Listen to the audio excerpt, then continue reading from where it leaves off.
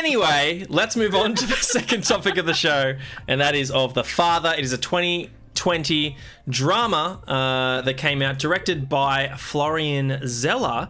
This is his feature directorial debut, would you believe it or not? Before this, he did Emprientes, a TV series documentary, one episode, way back in 2010. He wrote a bunch of other films, including The Other Woman in 2018 and Florida, which was based on a play back in 2015. But anyway, this is a drama. It came out in 2020. It stars the greatest working actor right now, Sir Anthony Hopkins. We also have Olivia Colman. We have Imogen Poots, as Ben noted earlier, and Rufus Sewell. I think the bloke you were thinking of earlier, Ben. I know him from I think the one that pops to mind was he was the antagonist in Knight's Tale, opposite Heath Ledger. That's right. That's where I've seen his face from. And also the antagonist in The Legend of Zorro, the shit Zorro film, not Mask of Zorro, which is the good one. Oh, he was also in Dark City. Right. Anyone? That's not the guy who plays. That's not the guy who plays Mycroft. He's also in it. Oh, he's okay. Right. He's another secondary character. Yeah, that guy plays Olivia's husband. Yeah. Nice. Critically revered, this one by audiences and critics alike, an 8.3 out of 10 on IMDb, puts it at the top 108 films on the IMDb network. 88 Metascore and Rotten Tomatoes. Gents, take a stab. What do we think? High 80s. 97, something like that. 98%. Ben's almost there on the money. Well done, Ben. Yeah. I want to see the two guys in every 100 that are like, hated it. Yeah, I want to watch. I want to listen to or read their review. Anyway, Oscars did really, really well this past year. It was nominated for 6 in total. It won 2. It won. Anthony Hopkins won Best Performance by an Actor in a Leading Role for his performance as Anthony, and it also won Florian Zeller and Christopher Hampton Best Adapted Screenplay. It was also nominated Olivia Colman Best Performance by an Actress in a Supporting Role, Best Achievement in Film Editing to Yorgos Lamprinos, and also Best Achievement in Production Design and Best Motion Picture of the Year. So Best Picture nominee. What won this past year? To be honest, I don't quite care anymore. Ever since I found out that ever since like the Academy themselves, like all the people doing the voting don't always watch all the films that are nominated. I'm like, why are we even having this ceremony? Anyway, but good to know that it is well recognized amongst the films industry. Anyway, this one was in cinemas not too long ago. It's not currently out now on any streaming services that I subscribe to, so nothing on Stan, Netflix, Disney Plus. And it was just a cheap $7 rent on the YouTubes. Ben, I believe you watched this at cinemas. Correct me if I'm wrong. I will not correct you because you were right. Oh, correct. Yeah. Great. Nice. And Jason, yet to see this one. Is that correct? Yet to see this one. No worries. Yeah. Ben, I'm going to go to you. Sir Anthony Hopkins, what more is there to say? I mean, when you think of him, Mask of Zorro probably first jumps to mind, right? Closely followed by The World's Fastest Indian. And then I'm sure there's a couple of other films that he's done as well. But what did you think of The Father and Sir Anthony Hopkins in an Oscar-winning performance? It's one of those films that commands a emotion the whole way through. It commands this emotion of pity and entrapment and a bit of sorrow, and it's just a miserable time in your heart when you watch the film. And those movies suck to watch. And sounds great. Definitely want to watch it now. And this movie is still so good that I loved it. Like, I usually feel I appreciate movies that evoke some feeling throughout, even if it's a particularly negative emotion throughout, and those movies are really hard to rewatch. Like Prisoners is a good one that comes to mind. Really hard for me to rewatch that. I think I'm due for another one because it's such a good film. And this one's kind of in that same vein. It's like it was really hard to get all the way through, but it's so damn good that I am going to rewatch it. So a bit unlike The Counselor, where it's like it was fine. It was a fine movie, but it made me feel so bad. I can't go back there. I'll watch it again. That's a Place Beyond the Pines for me, where I'm just like, I did not enjoy it one bit. Like, I couldn't appreciate anything that it was doing, and also it just made me feel horrible. I was like, why am I here watching this film? You reminded me of this movie we reviewed on Netflix. Oh, I'm Thinking of Ending Things, I think it was called. Oh, I think I didn't watch that when we reviewed it, or... That movie, I don't know if we actually talked about it. I watched it on recommendation that we would talk about it on here. So we must have on a previous episode. And I hated it because it had this... It had this... I was just so confused. That's what it was. I had no fucking idea what was happening. It was bouncing all over the place, and I had no idea what was real and what was a figment of an imagination and what was to tie into something meaningful and what was just there for gratifying viewing pleasure. And then I don't know. It was just a complete shambles for me because I didn't get it. And this one too, it is so confusing because we're in the life of a man with dementia or Alzheimer's. Can I quickly cut in? I forgot to read the synopsis here on IMDb just to give some context for the listeners. A man refuses all assistance from his daughter as he ages. As he tries to make sense of his changing circumstances, he begins to doubt his loved ones, his own mind, and even the fabric of his reality. Great synopsis. That's a good synopsis because I'm doubting what I'm seeing at every turn. I'm like, maybe this is another confusion that he's in, or maybe it's a dream or something, because characters are changing, actors, scenes, like the scenes are, it's all in an apartment, but the apartment is changing all the time.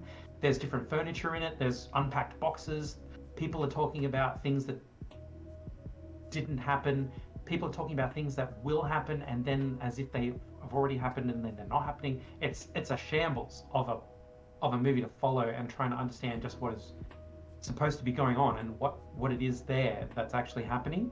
But that's the brilliance of the film. Is that's the point. That's not the point for that piece of crap I'm Thinking of Ending Things movie. That one's like, oh, it's a metaphor for X, and you're supposed to know this. And I'm like, I don't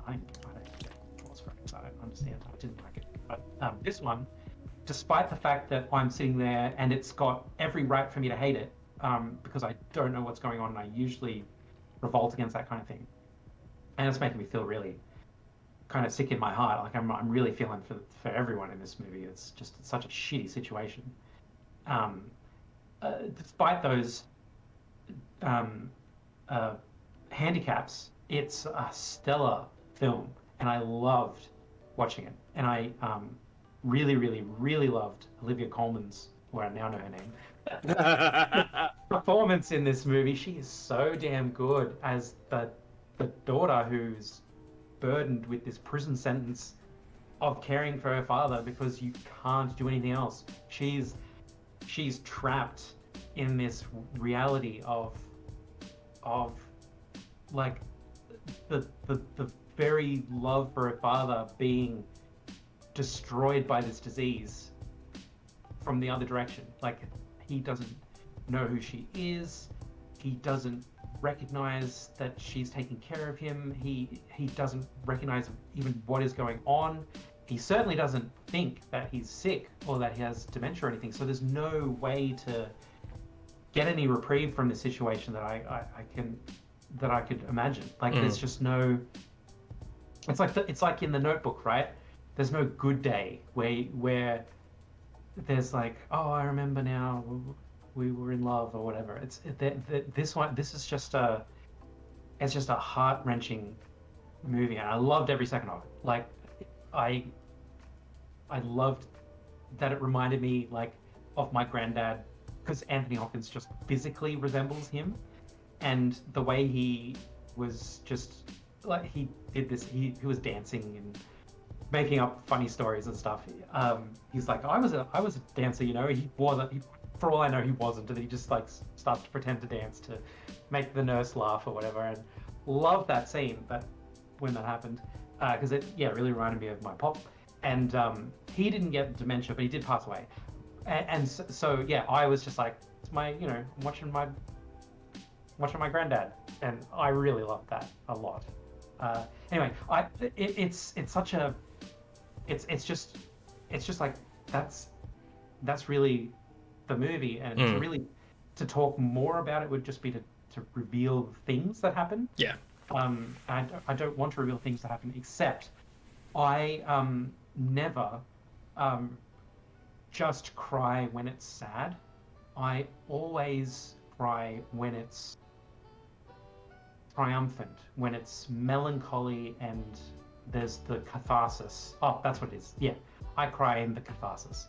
But this one, there was this scene, the last scene, like I'm dead. I'm so sobbing in the theater. I was done, and I was like, thank you, movie. Like, movies cannot reach me to this level on this dial of the emotional reel. Yeah. And this one has reached right through me on that dial. It killed me, and I was like, and the whole time, Shane, I was like, Shane, I fucking love this movie. I'm gonna make it my life's mission to make sure Shane sees this movie. He's gonna love the shit out of it. I just know it. So I hope I'm right. Yeah, I missed this one at the cinemas. And yeah, so Anthony Hopkins, my favorite actor.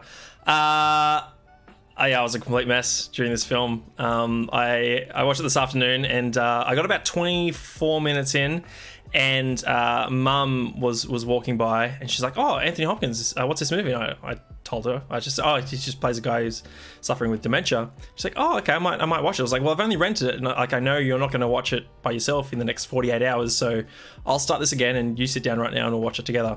And we were both a mess by the end of this one. I'm just going to echo a lot of what Ben said. Like, it's this movie is just entire. Like, the mission is to literally put you in the boots of Anthony, which is Anthony Hopkins' character's name in this film, and it is all just about empathy. Like, the entire structure of the film is designed to put you on the same journey that he's going through, where you are questioning everything that's happened.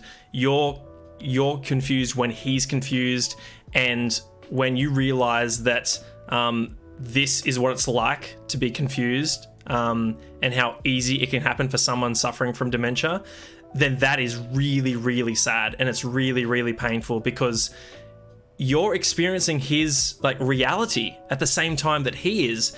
And when you're told 5-10 minutes later, no, that's not what happened, Anthony, Dad, that's not, remember I explained this to you? It's like, well, no, you didn't, because I was there when he saw it. I'm in his shoes. And so to see that just happen again and again, and him to be confused, and him to attempt to hide his confusion as well as to not admit that he's suffering from dementia or ill, is just so, to your point, Ben, I use your word, just heart-wrenching. I fall in the exact same category here, Ben, where I'm just it is like Schindler's List, 12 Years a Slave, painful to watch. But I think if you love cinema and you just love fantastic actors and them doing their thing at the top of their craft, then you can't do much better than Anthony Hopkins and Olivia Colman in this, because they're just playing off one another perfectly. And I don't know, Ben, you describe a lot of your favorite films as just you feel as though you could be there with them. And I feel Anthony is this real dude in London that I could go and say hello to, and get joy out of listening to his funny stories and him being really charming. And at the same time, I feel like I could at any moment just give Anne, Olivia Colman's character, just a big warm hug and say, it's okay, everything's going to be fine. Similar to 500 Days of Summer, this film, to, I suppose, play into the confusion. Scotty, thanks for joining us, man. Hope you're well. To play into that, the confusion that Anthony's experiencing, it's told non-linearly as well. And that just, every single time that happens, you're just like, what is real? Did the scene I just watched actually happen? Was that a dream? Was it, or is it yet to happen? Or was he just confused? Or was it a different person telling him that? it's just, yeah, it's really, really, it just demonstrates empathy so damn well. It puts you in your shoes so perfectly that I think it's a must watch, Jason. Like, it's going to be really sad to watch. And I probably won't revisit it for another 5 to 10 years. Just because I'll think back and be like, oh no, I'm not sure I can do it. I'm not sure I can do it. In the same way that I only just revisited 12 Years a Slave, 9 years after it was in the cinemas when we first watched it. And I cried more on the second watching 9 years later than I did when I originally watched it.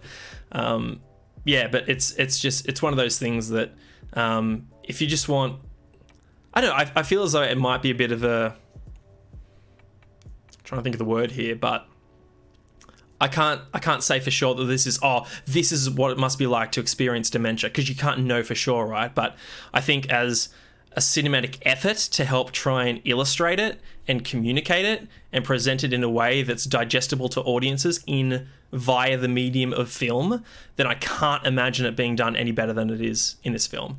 I think that's probably my one sentence review of this film. How crazy is it that that's the dude's first feature? Oh, ridiculous! Absolutely ridiculous. Yeah, it's outrageous. It must just be such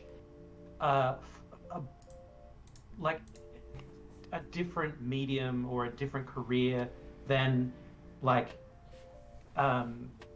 looking at a building and like an architecturally sublime building and then hearing this is the architect's first building. No fucking way. Yeah, the guy who designed the Sydney Harbour Bridge, this was his first bridge. He'd only ever done houses before this. Yeah, it's like every other profession. It's like you start off shit and you get paid nothing, and then eventually you hone your craft and you get inspiration from others, and you work your whole life to get great, and then you do a great thing at the end. And yeah, it's like, so just for context, he's got one writing credit coming up, but as of The Father, he's got 8 writing credits dating back to 2008 was his first sort of credited written role, and then one other TV series documentary, 1 episode in 2010, and that's it. Yep. Insane. The Father and the Son. Well, The Son is the next film that he's working on, 2022, so who knows what that's about. And then his third film is going to be The Holy Spirit. Thank you, Jason. Bravo, Ben. Well done. I think Tarantino said in an interview I watched that it was something he had to learn, like the fact that you don't like he felt like an imposter after directing Reservoir Dogs. And he was like, yeah, it just didn't occur to me, and it is the case that you don't have to like start off as a boom boy and or the gaffer or something, and then move your way up to assistant director, and then finally get it's like, if you've got a story to tell, you can just go and tell it. You can just go and direct it for yourself. And I thought I was cheating when I directed it myself. Like I thought I was skipping steps or whatever, but and especially in the sense that he like I didn't know anything about lighting, or I knew a little bit about cinematography, but not everything. So I was like trying to quickly research this stuff before we were on set and doing rehearsals or shooting, and it just like that myth was busted by the lighting guy just saying, no, the reason I exist, the reason you pay me is because you don't have to know how I do my job. Just tell me what you want, and I'll get it for you. And so Tarantino is the best at telling people what he wants. Right. Because delegation. He is he gets passion from other films. Like he's like, I want to do a scene that pays homage to this scene in that movie, and then I want to do a scene over here that's going to have this element from that movie, and so on. So he's the conductor, right? He's getting the best out of everyone. But when it comes to telling the guys what he wants, he just says, go and watch this movie. It's this scene in the movie. That's what I want you to do. Right. For this scene in my movie. And so the lighting guys like, go and watch that and go, oh yeah, I see what he's saying.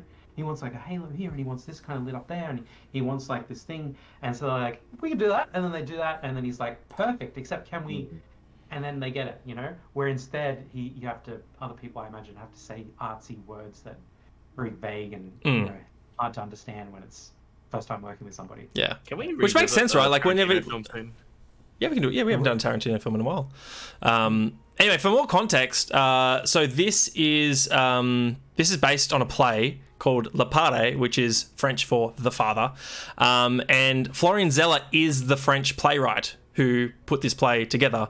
It won 2014 the Molière Award for Best Play, premiered in September 2012 at the Theatre Hebertin in Paris. I probably butchered that. So he did one of his writing credits was Le Pare, a TV movie in 2014. So he wrote the play, won a bunch of awards. He's done a TV movie, a French TV movie based on the play, and now it's been adapted into an English feature film.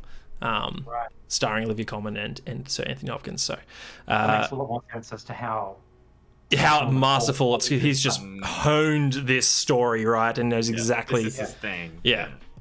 And how like a film with this quality of actors and so on like, falls into the lap of some, like, it's not like they're going to go, we need this guy who's not done anything to direct this one. They're going to say, no, we need Guillermo to direct it or something.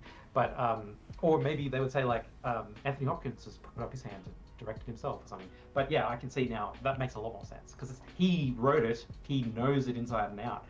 He probably owns the rights to the film. Some capacity, or negotiated something around that. Oh, it's his IP, right? You'd want to hope so. Yeah. And he's probably had the vision in his head for like so long, like as being on the set. As opposed to just like on the stage, you know? Yeah, so like nobody would know it better. Like, yeah, best pick for the director. I wonder if Anthony Hopkins was in his head when he's thinking about being adapted into an English film. He's like, got to get Hopkins, must have Hopkins. Like this is the actor I wrote this. I had in mind when I wrote this character. Might as well just ask. That's the two directors that made that that Daybreakers film. They were like, when they were writing the film, they're like, Ethan Hawke would be perfect for this film. Let's ask Ethan Hawke. And he was like, yeah, sure, I'll do it. So The Father's actually, I'm just, because I looked up The Father play just on Google, and one of the results that popped up was The Father, a new Broadway play. This was just a trailer from 2016, starring Frank Langella. So Frank Langella has played Anthony in the Broadway rendition of The Father as well. Another great pick that I'm sure he would do a great job in the feature film also. Anyway, I'm not sure there's much more we can say about this one. Ben, Anthony Hopkins, I'm not sure who else he went up against this year, but if he was to be beaten by anyone for the golden gong of best actor in a leading role, then I would love to see that performance also, and would love to know who won best actress this past year as well, and who beat out Olivia Colman, because she was just fantastic. I would Frances McDormand. Oh, cool. Oh, okay. McDormand won again. Yeah, that's right. I remember that. Yeah, and I definitely didn't see Anthony Hopkins on the screen. Like, he did a perfect job of performing this role. Even with the slight handicap of his character's name is almost the same as his name. So, like, when they said Anthony, I was like, did they say Anthony? Is this like a documentary? If that happened in a Woody Allen film, I'm like, okay, his name's Anthony now, keep rolling. Let's change it. So, was it going up the same year as when Parasite won this movie? No. Is that why it didn't win the best picture? No, I think Parasite was the year before. Nomadland won. Yeah, Nomadland won. I haven't seen that yet. So that was Frances McDormand. Also nominated was Judas and Black Messiah, Mank, Minari, Promising Young Woman, Sound of Metal, and The Trial of the Chicago 7. Which I've heard really good things about The Sound of Metal. Oh, stop right now and go and watch it, the trial. Yeah, we've seen The Trial. Oh, sorry. We reviewed that. Did you say Chicago 7? Sound of Metal. Yeah, the drumming one. Anyway, The Father. It's not on any streaming services, but it is a very, very reasonable $7 rent. I rented it on YouTube, so can't recommend it highly enough. I don't know. I feel like it's like the same reason why I haven't seen the Schindler's List, right? I just can't bring myself to watch it. And for me, it's now just on that same list. Jace, you gotta watch it. Like 12 Years a Slave, you gotta watch it. You gotta watch it. I still haven't seen 12 Years a Slave. Gotta watch it. Movie marathon. Schindler's List, 12 Years a Slave, and The Father. It's like part of your education, Jake. It's part of your education. Oh god. It's yeah. The Tear Ducks will have tears. I don't know if I have the emotional capacity to take it in. Dude, yeah, space them out like once a year, honestly. Like I still haven't seen Her since the cinema. I've got that one didn't get me as much on the second watch, actually. Totally. You know what, Shane? I'm embarrassed to admit the same thing. Yeah. I enjoyed it, and it was like, oh yeah, great movie, but like didn't, you know? Anyway.